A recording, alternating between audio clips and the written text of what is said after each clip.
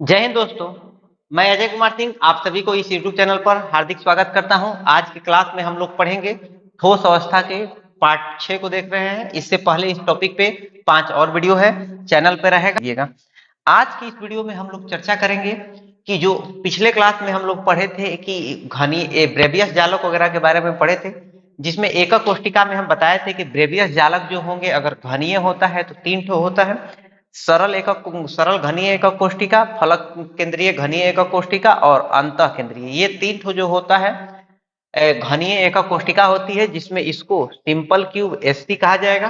फलक केंद्रीय होगा तो इसको एफसीसी कहा जाएगा और अंतः केंद्रीय होगा तो इसको बीसीसी कहा जाता है।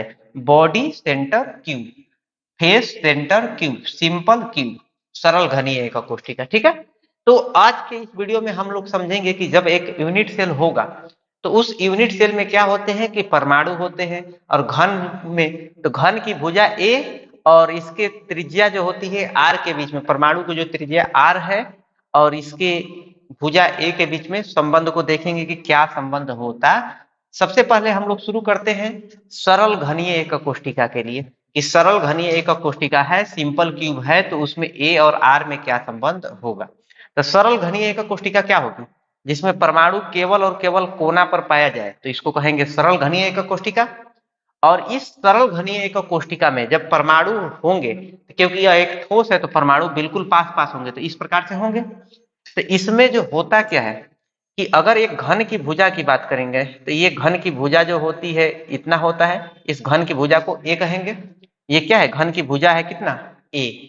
और अगर आर की बात करेंगे तो ये जो है परमाणु यहां से यह एक क्या कर रहा है, गोले का निर्माण कर रहा है, तो क्योंकि ये एक गोला है तो गोले की त्रिज्या होगी आर।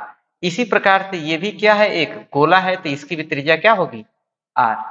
तो क्या हम यहाँ पर ये लिख सकते हैं कि A बराबर 2R, क्या ये ऐसा लिखा जा सकता है कि ये पूरी जो लंबाई है A, इसको लिखेंगे R प्लस R, यानी कि A बराबर क्या होगा 2R। कब, जब यह सिंपल क्यूब रहेगा तब। ये स्पेशल है, सिंपल क्यूब के लिए A और R में संबंध होगा A बराबर 2R। और यहाँ A क्या है, तो A जो है यहाँ पर है सिरे की लंबाई, सिरा की लंबाई। और आर क्या है, आर है परमाणु की त्रिज्या, आर है परमाणु की त्रिज्या। ठीक है, ए है सिरा की लंबाई और आर है परमाणु की त्रिज्या, और सिंपल क्यूब के लिए होगा ए बराबर 2R। ठीक है, अब हम जो है आगे चलते हैं और आगे समझते हैं कि अगर फलक केंद्रीय एकक कोष्टिका है, एफसीसी है, तो उसके लिए ए और आर में क्या संबंध होता है। तो अगर एफसीसी की बात करेंगे तो एफसीसी में परमाणु जो होगा कोना पर होगा, और कोना के अलावा फलक के केंद्र पर भी होता है, तो यह फलक के केंद्र पर हो गया, और इस कोना पर, इस कोना पर, सभी कोना पर। तो क्या है कि ये जो होगा क्या एक वर्ग का विकर्ण है ना। और इस विकर्ण का मान ये वाला त्रिज्या आर, इधर की भी त्रिज्या आर, और यहां पर एक आर इधर और एक आर इधर। तो ये जो वर्ग का विकर्ण होगा, क्या, वर्ग का विकर्ण, तो वर्ग का विकर्ण बराबर क्या हम लिख सकते हैं, √2a। कोई दिक्कत परेशानी, नाराज तो नहीं होंगे आप लोग कि वर्ग का जो विकर्ण होता है वह फॉर्मूला क्या होता है, √2a होता है।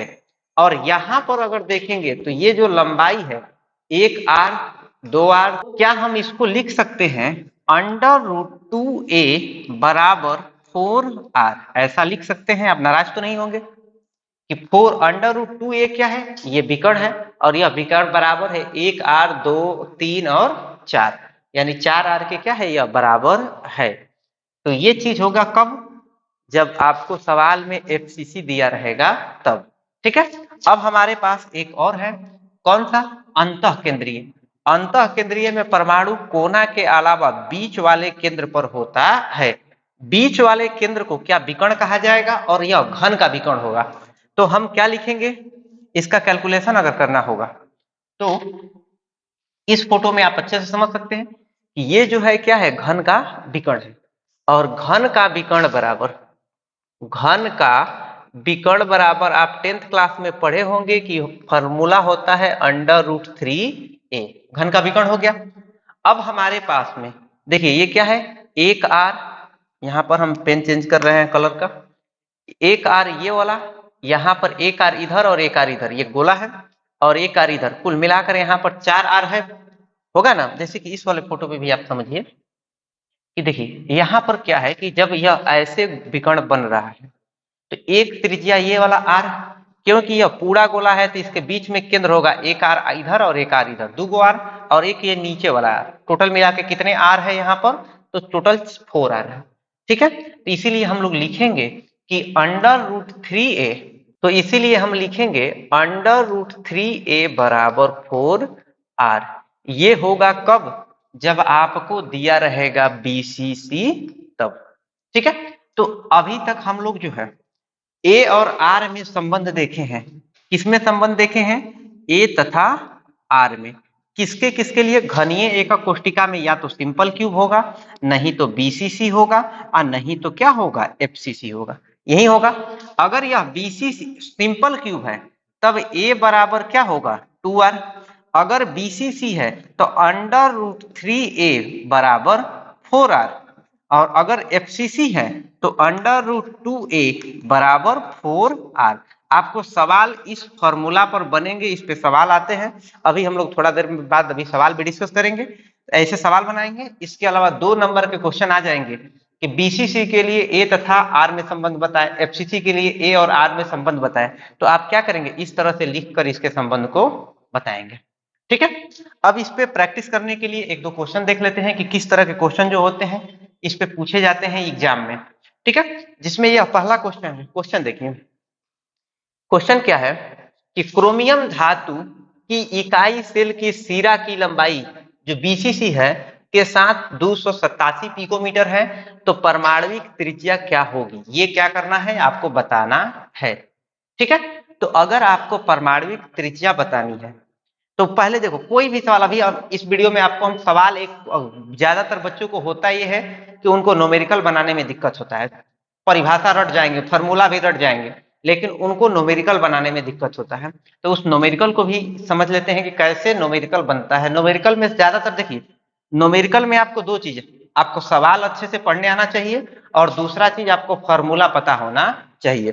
कैसे सवाल को देखिए, धातु कौन सा है, क्रोमियम, जिसके इकाई सेल में सिरा की लंबाई, क्योंकि ये बीसीसी बोल दिया, और बीसीसी में सिरा की लंबाई जो है 287 है, तो क्या हम सिरा की लंबाई को ए से दर्शाएंगे, और ए बराबर लिखेंगे 287 पिकोमीटर, पिकोमीटर यानी पीएम। ठीक है, तो आपको बोला गया है कि परमाणविक त्रिज्या होगी, मतलब परमाणविक त्रिज्या पूछा गया है, तो आपको बताना है कि आर बराबर क्या होगा। ठीक है, तो यानी कि आपको ए दिया गया है और आपको आर ज्ञात करना है। अभी आपको ए और आर में संबंध बताए हैं, और ये सवाल में पहले से मेंशन किया है बीसीसी। तो बीसीसी के लिए, बीसीसी के लिए क्या ए और आर में संबंध होता है, √3a बराबर 4r होता है। तो क्या हम r बराबर लिख सकते हैं √3 इंटू ए का मान जो है, ए का मान कितना है 287, 287 डिवाइडेड बाई कितना लिखेंगे, क्योंकि 4 इधर गुणा में तो उधर जाएगा तो भाग में, तो इतना हो जाएगा। ठीक है, अब आप क्या करेंगे, इसको गुणा भागा करेंगे, और जब सब सॉल्व करेंगे तो r बराबर जो मान आएगा, सॉल्व करेंगे तो इसका जो मान आएगा वो आएगा 124.27 पिकोमीटर। इसको आप जो है कैलकुलेटर से गुणा भागा कर सकते हैं। ठीक है, और जब आया आंसर वो 124.27, तो इसका ऑप्शन कौन सा सही है, इसका ऑप्शन सही है ए। ठीक है, समझ में आया आपको, सिंपल सवाल था। इसी तरह से एक और सवाल आपको सिखाते हैं। देखिए इस सवाल के अंदर में बोला गया है कि कॉपर 361 पिकोमीटर की इकाई सेल लंबाई है, यानी कि सेल की लंबाई आपको सवाल में दिया गया है। सेल की लंबाई को ए से दर्शाते हैं, और ए बराबर कितना दिया गया है 361 पिकोमीटर। ठीक है, अब आगे एफसीसी है, क्या है एफसीसी। अब आपको क्रिस्टलीकृत होता है तो कॉपर के परमाणु की त्रिज्या बताएं, तो त्रिज्या यानी कि आपसे क्या पूछा गया है, आर पूछा गया है। एक सवाल में आपको ए दिया गया है और क्या पूछा गया है, आर। अगर आप सवाल में ये ढूंढ लिए कि क्या दिया गया है और क्या पूछा गया है, तो आप सवाल तो ऐसे भी बना देंगे। देखो एफसीसी के लिए अगर बात करेंगे तो क्या होता है, 4r बराबर √2 इंटू ए, ये फॉर्मूला होता है। तो क्या r बराबर √2 इंटू ए का मान कितना है, 361, और बटे में करेंगे कितना, 4 किया जाएगा। अब आप r का मान करेंगे तो इसको कैलकुलेटर का यूज करेंगे। आपको √2 का मान होता है 1.414 इंटू में 361 डिवाइडेड बाई कितना किया जाएगा, 4 किया जाएगा। इसको जब गुणा भागा करेंगे तो आंसर आपका आएगा, जब इसको गुणा भागा करेंगे तो आएगा 127 पॉइंट समथिंग, ठीक है। और क्योंकि 127 पॉइंट समथिंग आ रहा है तो आंसर कौन सा सही हो गया, सी, ठीक है। तो आज की वीडियो में हम आपको जो बताए हैं कि बीसीसी हो चाहे सिंपल क्यूब हो चाहे एफसीसी हो, तो उसके लिए यदि परमाणु की यूनिट सेल की भुजा दी रहेगी तो त्रिज्या कैसे निकाला जाएगा। मेन फोकस किया गया है कि ए और आर में क्या संबंध होता है, इस पर किस तरह के सवाल आते हैं और इसको कैसे सॉल्व किया जाता है। और ये जो ए और आर का संबंध है, कल के वीडियो में हम लोग जो होंगे संकुलन क्षमता के बारे में सीखेंगे। तो संकुलन क्षमता में भी ए और आर का जरूरत पड़ता है। तो उसको सीखने के लिए ये वीडियो को अच्छे से समझ लीजिए और याद भी कर लीजिएगा, तभी आपको संकुलन क्षमता निकालने आएगा, ठीक है। मिलते हैं नेक्स्ट वीडियो में।